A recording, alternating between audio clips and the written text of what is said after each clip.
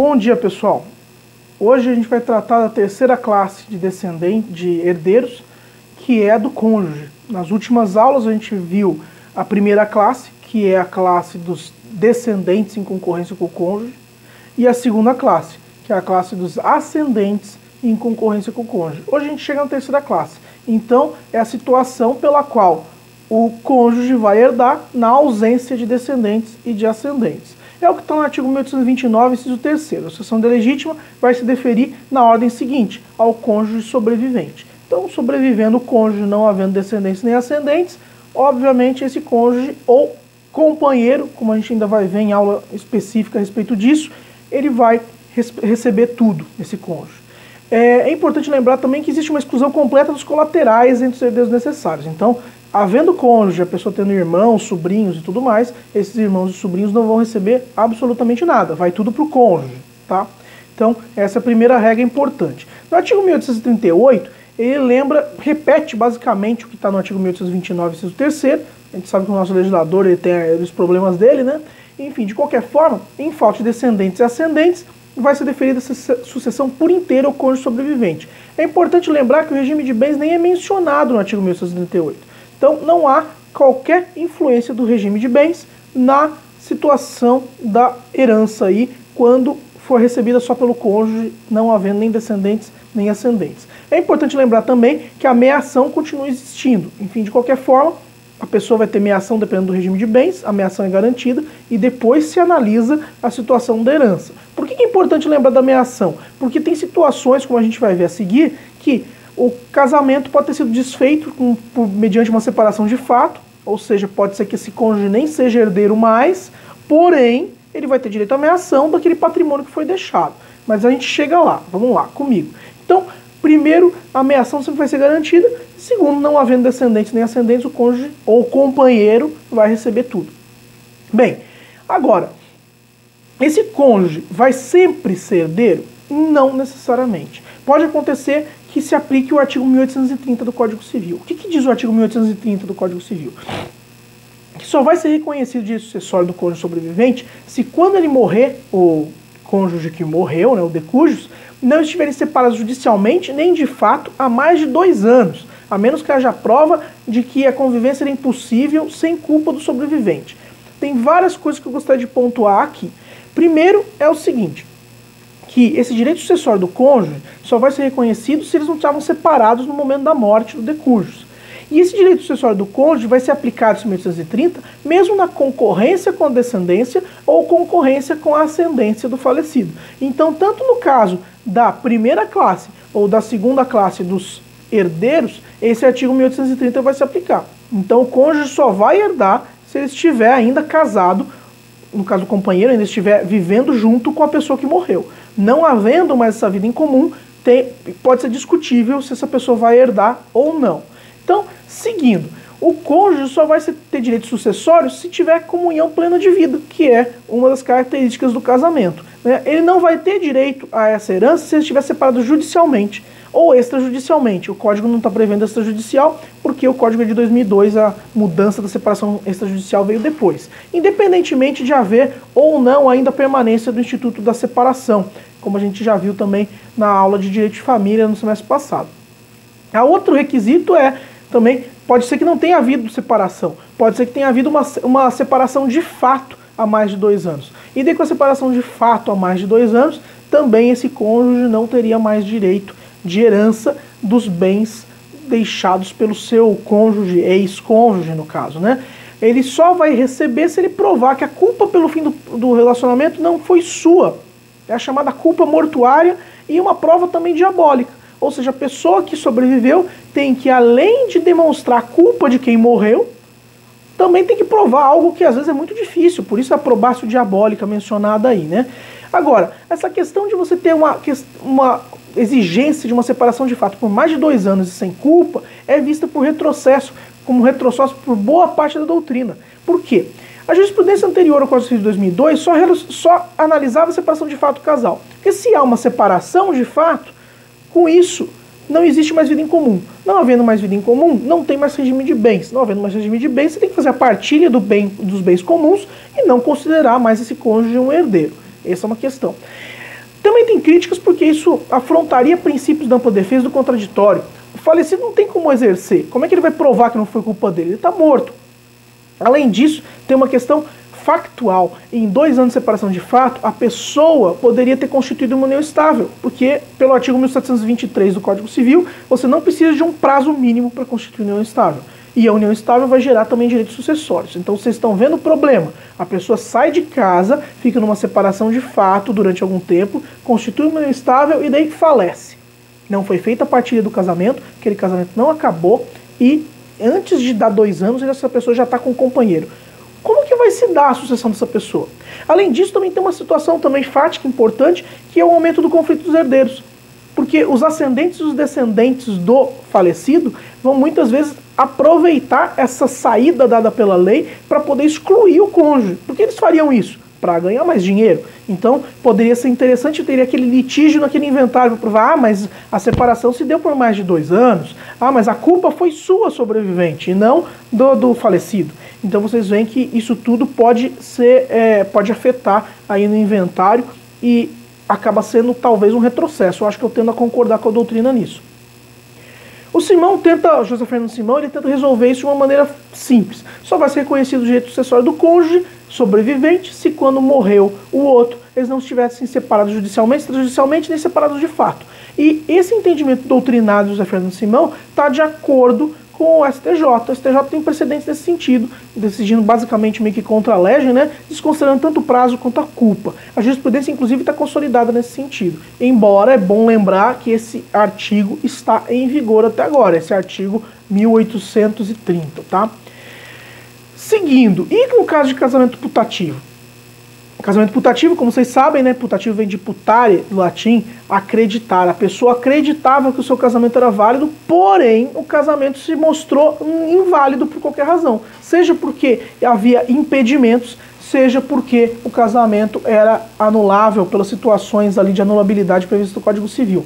Nessa situação em que a pessoa acredita que estava tudo certo com o casamento, mas não estava, ela estava de boa fé. E como a gente viu lá em Direito de Família, quando a pessoa está de boa fé, esse casamento, por mais que não seja válido, não passe pelo plano da validade da escada pontiana, ainda assim esse casamento vai produzir efeitos. Bem, um dos efeitos, naturalmente, vai ser direitos sucessórios. Então, como que vai se tratar disso? Bem, você vai ter que avaliar quais vão ser os direitos sucessórios de um cônjuge cujo casamento foi tido como inválido. Obviamente, a posteriori, depois da morte da pessoa, porque se o casamento foi tido como inválido enquanto ambos estavam vivos, não existe nenhum tipo de direito sucessório a se avaliar. Agora, o casal estava casado e daí com o falecimento de um dos cônjuges eles descobrem que são irmãos, que eram irmãos. Nossa, o cara ficou casado por muito tempo com o irmão e não sabia. Pode ter acontecido. E aí, esse casamento é nulo? Ele é nulo, a gente sabe que é nulo. Não podem se casar colaterais até o 3º grau. Porém, como eles estavam de boa fé, essa boa fé vai gerar direitos sucessórios. Essa que seria a ideia. Essa sentença de anulação pós-mortem vai fazer com que o cônjuge sobrevivente de boa fé tenha direito sucessório. É decorrente do artigo 1561 do Código Civil, em que diz que o casamento em relação aos cônjuges de boa fé vai produzir os efeitos. E é o mesmo situação, é a mesma solução que é dada pelo Código Civil italiano, artigo 584. Eu até descrevo aqui no slide 257 qual que é esse artigo dos 584, mas eu vou poupar vocês de ler feito em italiano. Mas é basicamente a mesma solução. Agora, a anulação anterior à morte ou do sobrevivente de má-fé, como eu já disse para vocês, não tem nenhum tipo de direito sucessório. Tá, mas e quem sobreviveu é justamente o cônjuge de má-fé, ou seja, a pessoa estava de má-fé e sabia e sobreviveu a pessoa que morreu. Bem, se estava de má-fé, não vai ter direito sucessório. O casamento putativo só vai gerar efeitos para aquela pessoa que está de boa fé. Por fim, o último tema que a gente trata com relação à sucessão do cônjuge é do direito real de habitação. Artigo 1831, que a gente até já analisou em Direito das Coisas, lá, Direito Civil 4, semestre retrasado para vocês, a gente falava sobre o direito real de habitação do cônjuge sobrevivente. Só vai ser atendido esse direito sucessório se atendidos também os requisitos do artigo 1830, ou seja, se o casal já vivia separado de fato, não tem nenhum direito real de habitação. Também é importante lembrar que o habitante não vai pagar qualquer valor para residir no bem. É um direito real de habitação, assim como o usufruto, o uso, a habitação, são direitos reais de gozo ou fruição que não prevêem qualquer tipo de pagamento. O habitante não é proprietário. Isso também é importante a gente lembrar. Se o habitante não é proprietário, então ele não necessariamente está herdando aquele bem, ele simplesmente tem o direito de residir. Então por aí vocês já veem a amplitude e a possibilidade de brigas entre cônjuge e outros herdeiros, porque uns são donos da casa, mas tem que tolerar que aquele cônjuge viva ali. Então quais são as características do direito real de habitação causa-mortes, decorrente da morte de alguém? Primeiro, que o imóvel pode ser comum ou exclusivo do falecido. Então, para haver o direito real de habitação causa-mortes, essa habitação, esse imóvel, tem que ser ou dos dois, do casal, casado, ou exclusivo daquela pessoa que morreu. Se por acaso eles moravam no imóvel de terceiro, não tem direito real de habitação. Se por acaso aquele imóvel era em condomínio com terceiros, também não vai ter direito real de habitação. Se houver um imóvel com as mesmas características, não existe direito real de habitação. Ou seja, o casal tinha 3 casas, não existe direito real de habitação. Ponto. Por definição legal. Esse direito é personalíssimo e também vai ser reconhecido em qualquer classe sucessória do cônjuge, seja o cônjuge estando na primeira classe, na segunda classe ou na terceira classe de herdeiros. Então não importa se ele é herdeiro junto com os descendentes, se ele é herdeiro junto com os ascendentes ou se ele é herdeiro sozinho, ele vai ter esse direito real de habitação. Além disso, decorre de lei. Obviamente, está no artigo 1831, né? Então, se decorre de lei, não depende de registro imobiliário. Você não precisa colocar essa verbação no imóvel. Ó, existe um direito real de habitação aí do cônjuge supérstite. E, por fim, tem a grande polêmica. O cônjuge sobrevivente que tem um imóvel só dele não vai perder o direito real de habitação. Porque se ele residia em outro imóvel com o falecido, é nesse imóvel, sobre esse imóvel, que vai haver o direito real de habitação. A doutrina debate bastante, né? Deveria prevalecer esse direito se outros herdeiros não têm imóvel próprio? Poxa, aquela pessoa tem um imóvel próprio, faleceu o seu cônjuge e ela continua morando no imóvel do cônjuge, embora tenha outros imóveis. Parece essencialmente injusto com relação aos outros herdeiros, né? Enfim, é um debate da doutrina. O PL 699 de 2011 faz uma alteração do artigo 1831 para prever que o cônjuge sobrevivente que ingresse numa união estável ou case de novo, ele vai perder esse direito real de habitação. Enquanto permanecer viúvo ou não constituir união estável, ele vai ter assegurado o direito real de habitação. Então, para que isso? Justamente para fazer circular esse bem, né, para os herdeiros terem o direito de usar esse imóvel se o viúvo se arrumou na vida. De qualquer forma, a parte da doutrina ainda assim critica essa redação nova proposta pelo PL, obviamente não é uma redação final, isso ainda está em discussão, porque existe a tutela da moradia. Direito fundamental à moradia é previsto na Constituição. Então a pessoa perderia esse direito de morar num imóvel só porque casou de novo, só porque constitui união estável? Existe um debate. Quando a gente pensa do lado dos outros herdeiros, poxa, é nada mais justo. Quando você pensa do lado da pessoa, desse viúvo que casou de novo, também é complicado fazer a pessoa sair do lugar onde ela mora. O enunciado 271 da Terceira Jornada de Direito Civil também traz uma polêmica doutrinária. Diz o seguinte: o cônjuge pode renunciar ao direito real de habitação nos autos do inventário por escritura pública sem prejuízo da participação na herança. Então, tem essa situação aí, né? O cônjuge poderia renunciar ao direito real de habitação? Sim ou não? Para boa parte da doutrina, sim. Mas existe doutrina minoritária que discorda desse entendimento, também com fundamento no direito à moradia, que é constitucional e como direito fundamental seria irrenunciável. Quanto aos bens imóveis, os bens móveis que guarnecem o imóvel, como é que funciona? Porque é o seguinte, uma coisa é você ter direito de residir naquele imóvel como direito real, mas e tudo que está lá dentro? Geladeira, fogão, cama, etc, etc. Será que pode? Será que está dentro, não está dentro? A nossa legislação ela é omissa. O Código Civil Português, no artigo 2103, prevê esse direito de habitação e do uso do respectivo recheio. É o chamado direito de recheio. É um nome engraçado, né, gente? Mas é basicamente isso, aquilo que recheia o imóvel. Não adianta nada você ter o direito real de habitação de uma casa totalmente vazia e você não tem mais nada lá dentro. De qualquer forma, o recheio no Código Civil Português ele é previsto expressamente.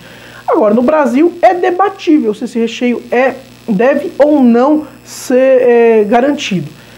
Para boa parte da doutrina, a minha opinião pessoal também é que ele deveria ser protegido pelo direito brasileiro por uma série de razões. Primeiro, pelo princípio da gravitação jurídica, né? O acessório segue o principal. Então, se o acessório segue o principal, o recheio segue o principal, que é a habitação, que é o imóvel.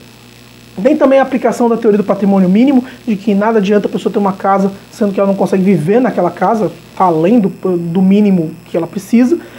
E também do princípio da função social da propriedade e da posse, né? Eu tenho o direito real de uma habitação vazia, não tem nada lá dentro. Eu consigo habitar essa propriedade? Não. Então, estaria prejudicado.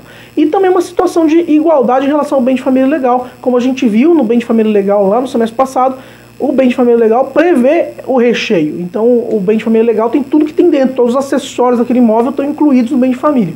Então, se os acessórios estão incluídos no bem de família, da mesma forma, o recheio está incluído na habitação sujeita ao direito real. Com isso, gente, a gente fechou a parte da terceira classe de herdeiros e a gente entra na próxima aula na questão da sucessão dos colaterais, tá? Espero que vocês tenham entendido.